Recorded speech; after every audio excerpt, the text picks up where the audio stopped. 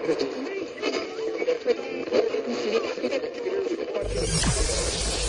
ready for unique, rare, and little-known treasures from the golden age of radio. You're listening to The Amazing World of Radio with Adam Graham. Welcome to The Amazing World of Radio. From Boise, Idaho, this is your host, Adam Graham. If you have a comment, email it to me, box13@greatdetectives.net. And welcome to our spring series. For this series, we're going to focus on Lewis Carroll's immortal classic, Alice in Wonderland. And we will listen to adaptations of Alice in Wonderland and Through the Looking Glass that were done by the Columbia Workshop. And then we will listen to the Lux Radio Theater adaptation of the classic Disney film. Well, let's go ahead and we will get started with Alice in Wonderland Part 1. Original air date September 26th of 1937.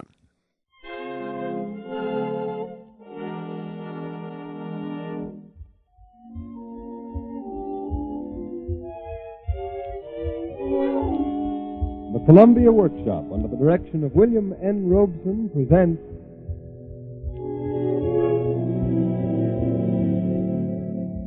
Alice in Wonderland.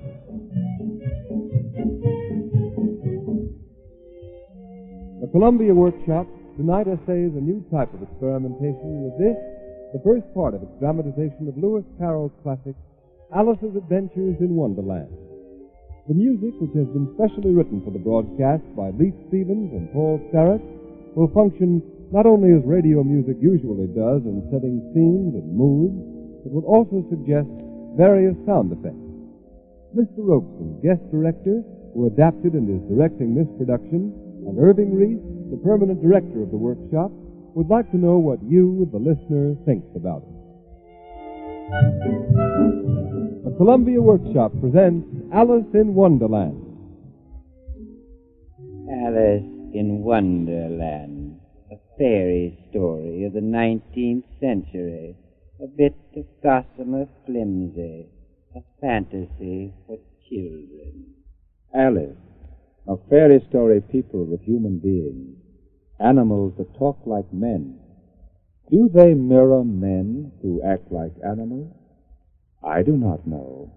I merely wrote a simple story about a little girl for a little girl.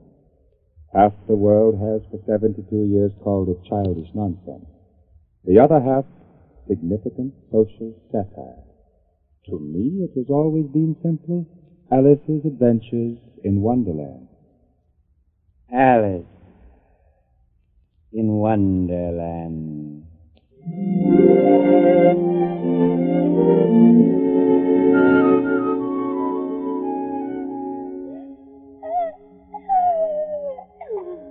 Alice, don't fidget so. I beg your pardon, sister, but it is so very dull today. Isn't it tea time yet? Not quite. We'll go in to tea when I finish the chapter I'm reading.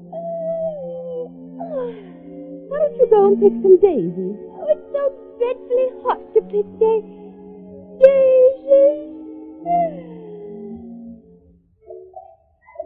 Sister, look, down there in the grass, a white rabbit. Sister, he has a waistcoat on, and look, he's taking a watch out of it. Oh, Alice, what nonsense. Oh, dear, I shall be late. Sister, did you hear that? Hear what? The rabbit. He looked at his watch, and then he spoke. Oh, Alice, your imagination. Alice, come back here. Where do you go? I've got to see the rabbit again, sister. Oh, dear. He just popped into that hole under the hedge. But it's such a very large rabbit hole. Perhaps I could squeeze through.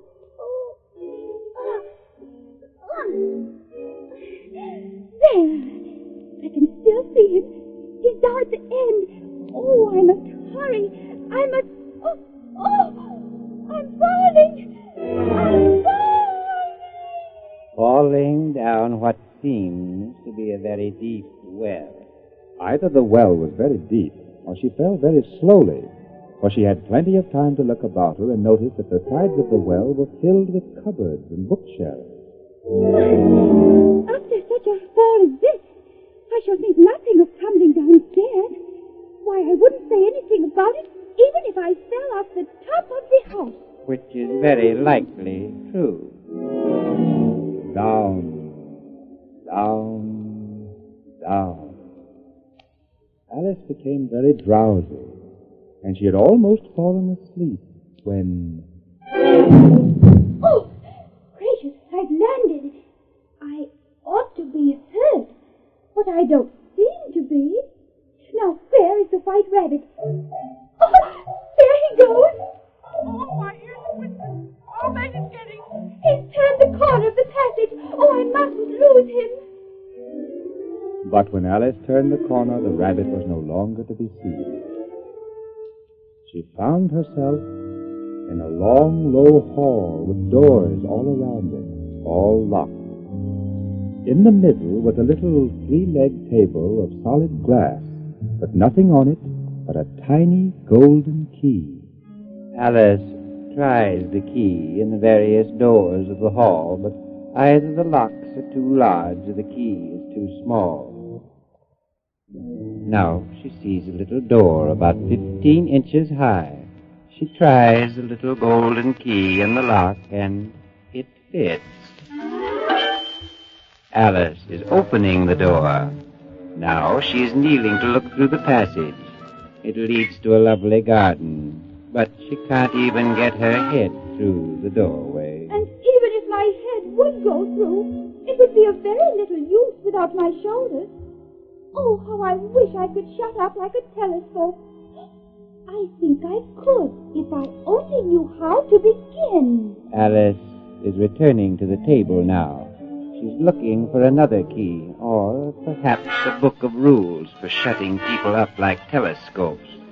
She doesn't find either, but there is a little bottle there. Which certainly wasn't here before. Around the neck of the bottle is a paper label with the words, "Drink me," beautifully printed on it in large letters.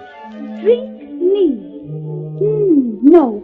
I'll look first and see whether it's marked poison. But the bottle was not marked poison, so Alice ventured to taste it, and finding it very nice, It has, in fact, a sort of mixed flavor of cherry tart, custard, pineapple, roast turkey, toffee, and hot buttered toast. she very soon finished it off. What a curious feeling. I must be shutting up like a telescope. She is shrinking. She is now only 10 inches high. She's about the size to go through the door into the lovely garden now. She's a little nervous, though, afraid she might shrink too far. It might end, you know, in my going out altogether like a candle. I wonder what I should be like then. Fortunately, nothing more happened, but alas for poor Alice. She had left the little golden key on the table, and though she could see it quite plainly through the glass, she was now much too small to reach it. Soon her eye fell on a little glass box that was lying under the table. She opened it and found in it a very small cake on which the words, "Eat me," were beautifully marked in currants. Well, I'll eat it, and if it makes me grow larger, I can reach the key. And if it makes me grow smaller, I can creep under the door.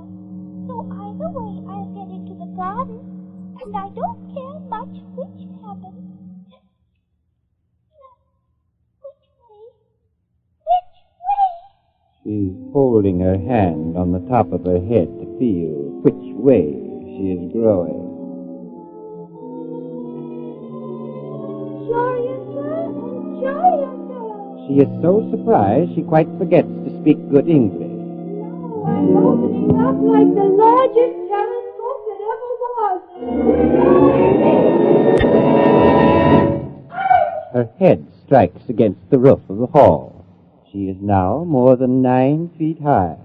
she takes up the little golden key and hurries off to the garden door. Poor Alice. It was as much as she could do, lying down on one side to look into the garden with one eye. But to get through the little door was more hopeless than ever. She sat down and began to cry again.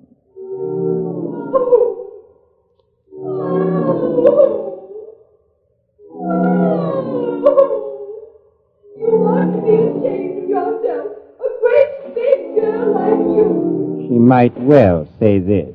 You go on crying this way. Stop this moment, I tell you. But she went on just the same, shedding gallons of tears until there was a large puddle around her, about 4 inches deep and reaching halfway down the hall.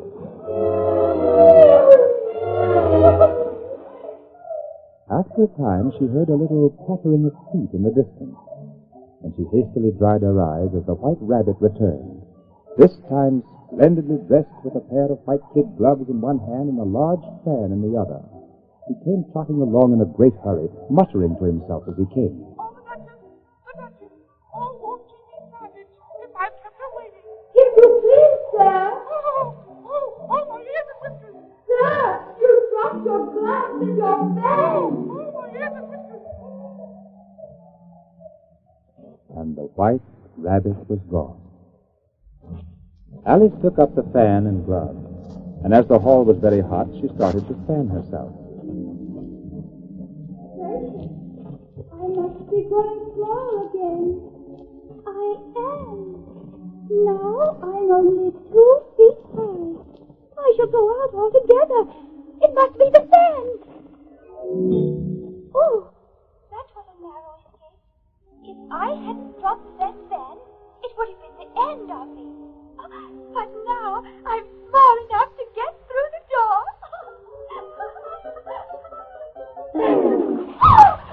And Alice finds herself up to her chin in salt water, swimming around in a pool of the tears she had wept when she was 9 feet high.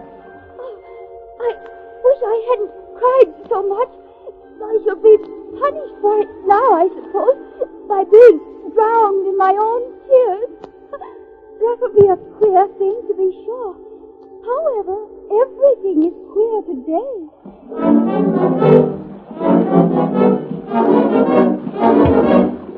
Oh, what a fearful racket. It must at least be a walrus or a hippopotamus. Oh, no, I forgot how small I've grown. It's only a mouse. But it is bigger than I am. Oh, mouse, do you know the way out of this pool? I'm very tired of swimming about here. Oh, mouse. Perhaps it doesn't understand English. I dare say it's a French mouse. Come over with William the Conqueror.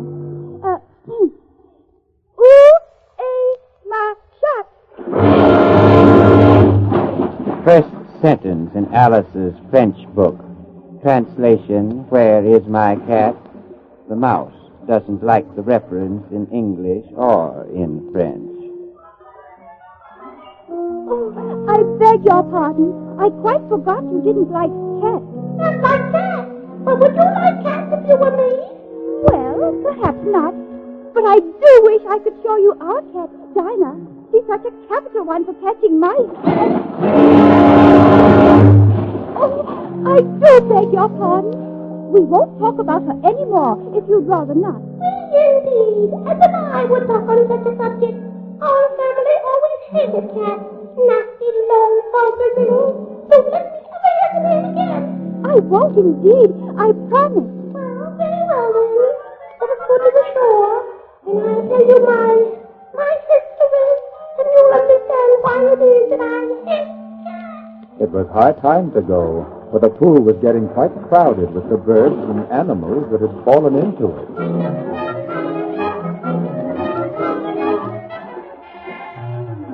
There was a duck, and a dodo, a lory, and an eaglet, and several other curious creatures.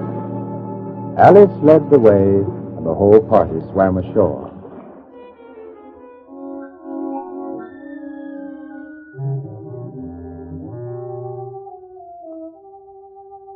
They are indeed a queer-looking party as they assemble on the bank. The birds with draggled feathers, the animals with their fur clinging closely to them, and all dripping wet and cross and uncomfortable. The first question, of course, is how to get dry again, and an argument ensues, which the dodo, who seems to be a person of some authority, finally ends. Quiet, all of you. If you really want to get dry, then the best way is a caucus race. What is a caucus race? Why, the only way to explain it is to do it. And as you might like to try the thing yourself some winter day, I will tell you how the dodo managed it. First, it marked out a race course in sort of a circle. Though it said the exact shape didn't matter. And then everybody was placed along the course here and there. There was no 1, 2, 3 and away, but they began running when they liked and left off when they liked, so that it was not easy to know when the race was over. However, when they had been running half an hour or so, the dodo suddenly called out, The race is over. But who has won? Oh, we don't know. Just a minute. Just a minute. Let me think. Everybody has won, and all must have prizes. Prizes? But who is against the prizes? She, of course. Me? Yes, you.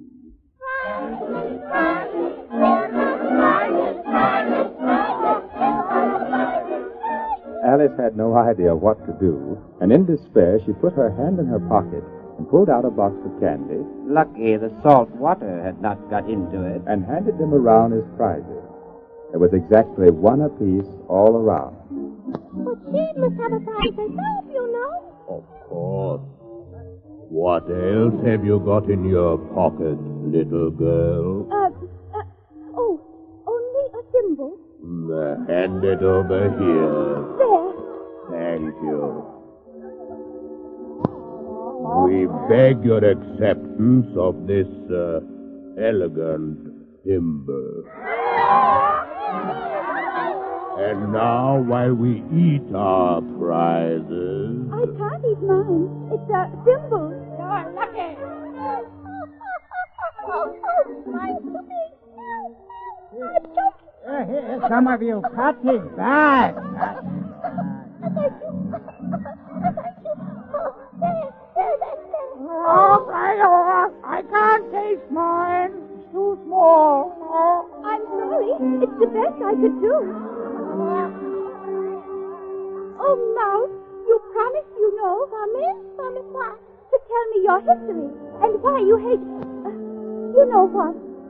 Oh, I live alone and sad. How is I can see it's a long tail, oh, Mouse. But why is it sad? You insult me by talking such nonsense. Oh, I really meant nothing. But you're so easily offended, you know. I am afraid. I am very much afraid that you are a waste of time. Oh, please come back and tell us your story. What a pity he wouldn't stay. I wish our Dinah were here. She'd soon fetch it back. And who is Dinah, if I might venture to ask a question? Dinah's our cat. And she's a capital one for catching mice. And oh, I wish you could see her after the bird. Why, she is a little bird as soon as look at it. And... oh, I wish I hadn't mentioned Dinah. Nobody seems to like her down here. And I'm sure she's the best cat in the world. Oh, my poor Dinah. I wonder if I shall ever see you any more.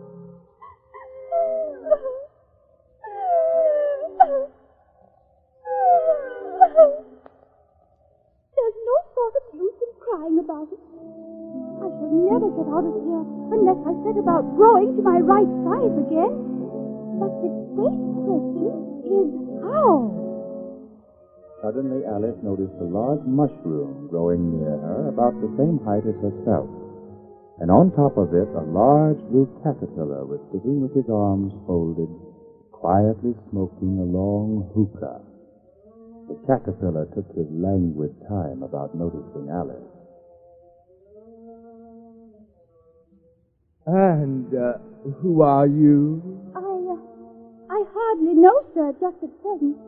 At least I know who I was when I got up this morning.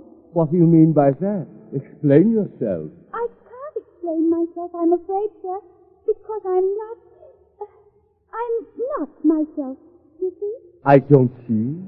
I'm afraid I can't put it more clearly, for I can't understand it myself to begin with. And seeing so many different sizes in a day is very confusing. It isn't. If you'd changed as much as I have today, you'd feel a little clear, too. Not a bit. Well, perhaps your feelings are different, but it feels very queer to me. You? Well, who are you? I think you ought to tell me who you are first. Why? Oh, I'm afraid we're not getting anywhere at all. Come back here. I've something important to say. Well, what is it? Keep your temper. Is that all? Yes. Good day to you, my dear. But... One side will make you grow taller. The other side will make you grow shorter. One side of what? The other side of what? Of the mushroom. Now, how can he tell which are the two sides of the mushroom when it's perfectly round? Maybe if I stretch my arms around as far as they can go and break off a bit of the edge with each hand. There. And now, which is which? I guess I'll try the right hand piece first. Oh! I'm getting smaller so quick my chin hit my foot. I have to eat some of the left hand piece right away. It is so hard to get my mouth open. Oh, there. Well, my head's free at last. As she grew larger, she saw across the top of the mushroom a little house about 4 feet high. I can never visit that lovely place if I grow to my full size, so I'd better stop here. She is nibbling a little on the right-hand piece. Now, a quick nibble on the left-hand piece. She is now established at 9 inches. As she approached the house, a fish, dressed in a footman's livery, came running out of the woods and rapped loudly on the door. It was opened by another footman in livery, who was really a frog. Alice crept behind a bush to listen as the fish footman presented a great letter nearly as large as himself. For the Duchess, an invitation from the Queen to play croquet. From the Queen, an invitation for the Duchess to play croquet. They both bowed, and the curls of their white wigs got entangled together. Alice laughed so much at this that she had to run back into the woods for fear of their hearing her. And when she peeped out, the fish footman was gone, and the frog footman was sitting on the ground near the door, staring stupidly up to the sky. Alice went up to the door and knocked. There's no sort of use in knocking, and that for 2 reasons. First, because I'm on the same side of the door as you are. And second, because they're making so much noise inside that no one could possibly hear you. Please, then, how am I to get in? There might be some sense in your knocking if we have the door between us. For instance, if you were inside, you might knock, and I might let you out, you know. But how am I to get in? I shall sit here till tomorrow, or the next day, maybe. How am I to get in? Are you to get in at all? That's the first question, you know. It's really dreadful the way all you creatures argue. It's enough to drive one crazy. I shall sit here on and off for days and days. But what have I to do? Anything you like. Then I'll go in anyway. The door leads into a large kitchen. It is full of smoke. The Duchess is sitting on a three-legged stool, nursing a baby. The cook is stirring a large cauldron of soup, and she throws pepper into it by the shaker bowl. A large cat is lying on the hearth, grinning from ear to ear. He doesn't sneeze. Neither does the cook, but everyone else does. Please, will you tell me why your cat grins like that? It's a treasure cat, and that's why. Pig! Were you speaking to me? No, I was speaking to this brat. Oh. That for you! Take that! What are you throwing the pots and pans at the baby for? That happens every afternoon at 4 o'clock. Oh, please mind what you're doing, Cook. Be careful, too. Oh, there goes his precious little nose. Rumble to your little boy. Oh, and beat him when he sneezes. It only does it to annoy. Because he knows it sneezes. Here, you may nurse it a bit if you like. Catch! Please, I'm nearly dropped it. I must go and get ready to play croquet with the queen. Take that, you toad! Missed her again. If I don't take this child away with me, they're sure to kill it in a day or two. It would really be committing murder to leave it behind.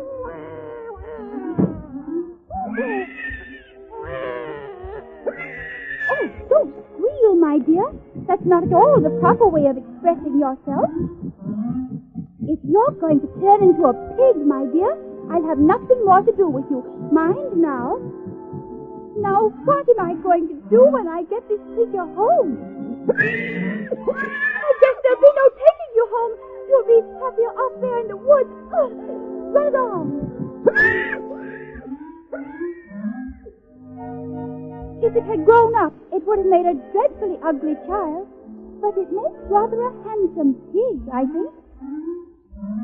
And she began thinking over other children she knew who might do very well as pigs, when she was a little startled to see the Cheshire Cat sitting in the bough of a tree a few yards off.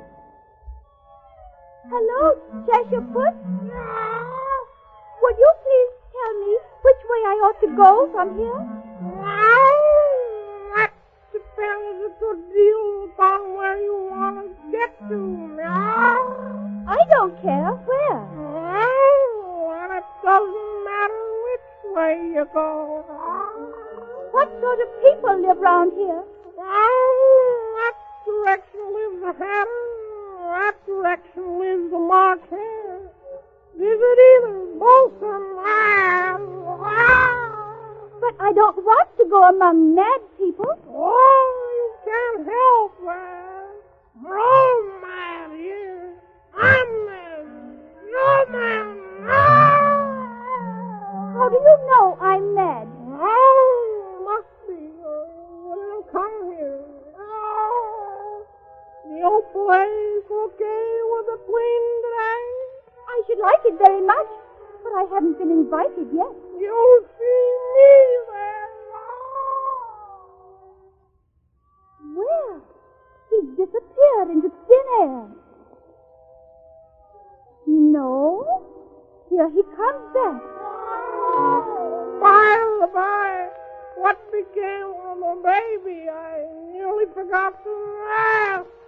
It turned into a pig. I always thought it would. I wonder if he's disappeared for good now. Well, who shall I go to visit? I've seen hatters before, so I imagine the March Hare will be the most interesting. And since this is May, it won't be raving mad. At least not so mad as it was in March. Oh, did you say pig or pig? I said pig. All right. This time it vanished quite slowly, beginning with the end of the tail and ending with the grin which remained some time after the rest of it had gone.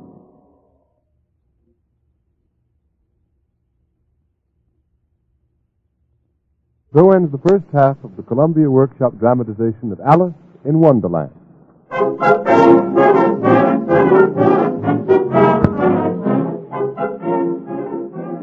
Next Sunday at this same time, the workshop will present the second half of this immortal classic, Alice's visit to the Mad Tea Party, the Queen's Croquet Games, the Mock Turtle Story, the Lobster Quadrille, and the exciting climax when all Wonderland attends the trial to determine who stole the toy. The Columbia Workshop radio version of Alice in Wonderland has been adapted and directed by William N. Robeson. Paul Starrett and Leith Stevens wrote the original musical score, and Mr. Stevens conducted the orchestra. This is the Columbia Broadcasting System.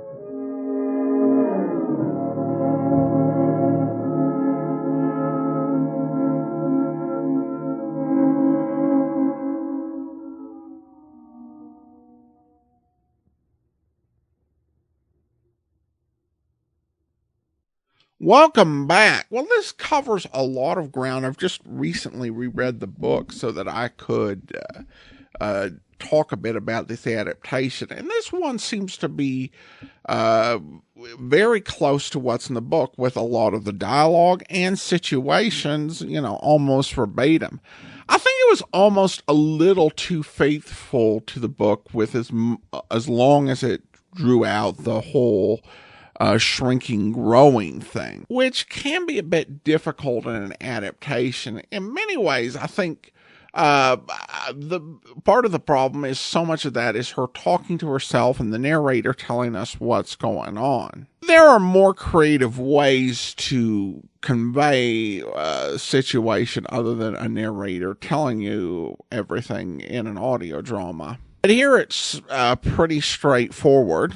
Once it gets past the opening, I think it moves along quite a bit better. They made an interesting choice with the Cheshire Cat. The actress tried to make the voice very cat-like, like how a cat would talk, if cats could talk. I don't know whether it's growing up on the Disney film that I have much more of a stronger preference for the sort of approach that Disney took in voicing the character, not so much so that the character sounds like the animal, but rather so that the character's voice conveys their personality. It's also worth noting the degree to which the music becomes such a big storytelling element. And there are quite a few audio dramas that will turn the music into a character to really help fuel the